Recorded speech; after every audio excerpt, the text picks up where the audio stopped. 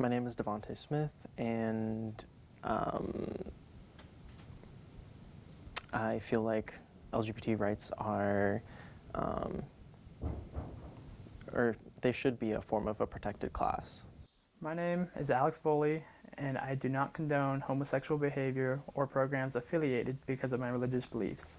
I think in terms of, so I'm originally from Boise, and I think in terms of growing up, there wasn't a lot of representation growing up, and comparing early 2000s to now, that representation has definitely improved.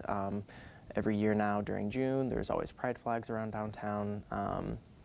Boise is also one of the only cities in Idaho, or I guess towns, depending on what you classify, that has LGBT protections in employment, in housing, and I think there's another area too, but I'm not sure.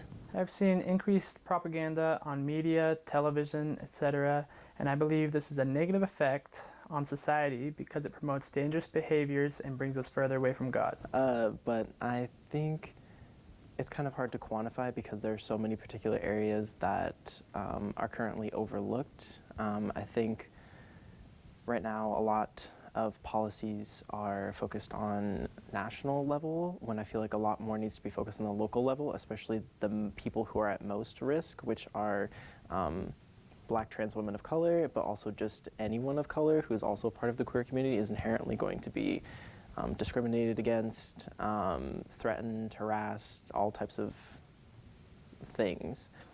I think they're dangerous behaviors because they emulate a sort of mental disorder, and statistically speaking, they have higher suicidal rates than heterosexuals. Yeah, I have two friends. They're both women, or they're both cisgender women, and they actually went into Booser's pub here in Moscow, and they walked in, chose a booth. It was probably like middle of the afternoon, and they sat down and they just like shared a brief like kiss in the booth, and then the owner of Booser's walked over and was like, "You need to leave."